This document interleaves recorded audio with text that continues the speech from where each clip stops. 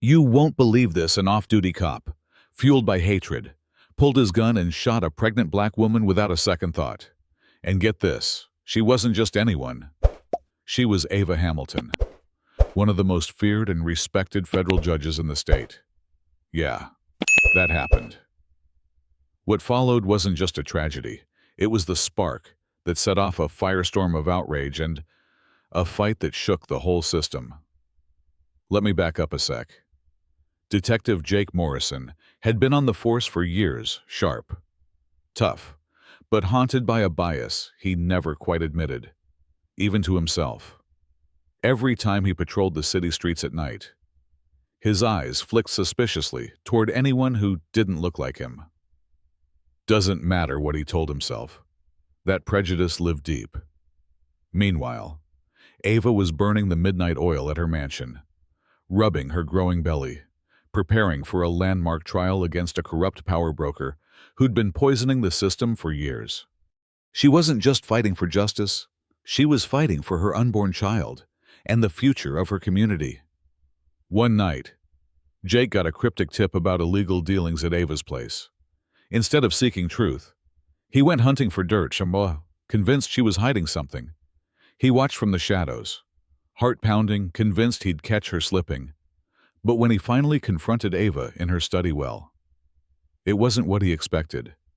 She was calm, composed, her eyes steady as steel, calling him out on his prejudice, telling him he was being played like a pawn.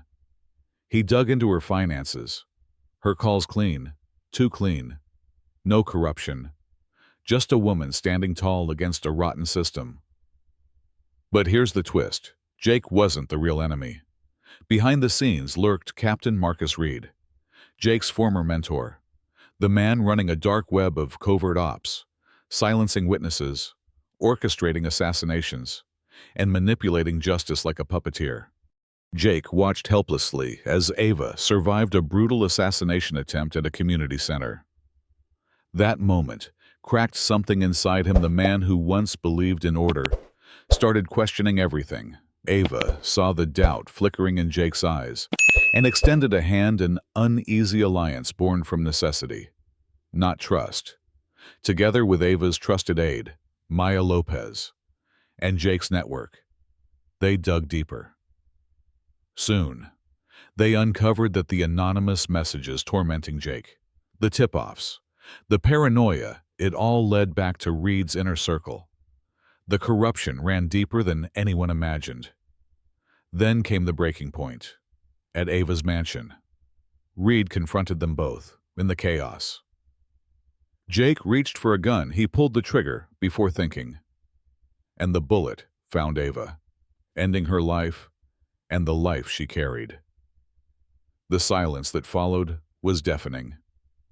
Jake collapsed to his knees, realizing he'd been a pawn all along, blinded by fear and prejudice, now haunted forever by the consequences. Ava's death ignited the streets. Protests erupted nationwide. Signs demanding justice for Ava and an end to police racism flooded city squares. Jake was arrested, the weight of guilt crushing him.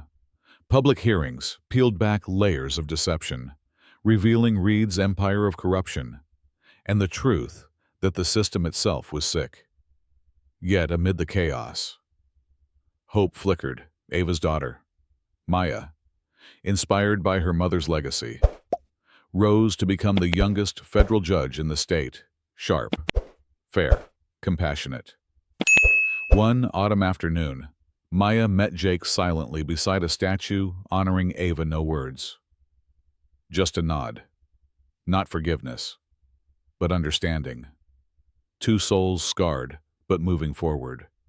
But here's where I leave you to think: was Jake a villain or a victim? Could justice ever be truly served in a system so broken?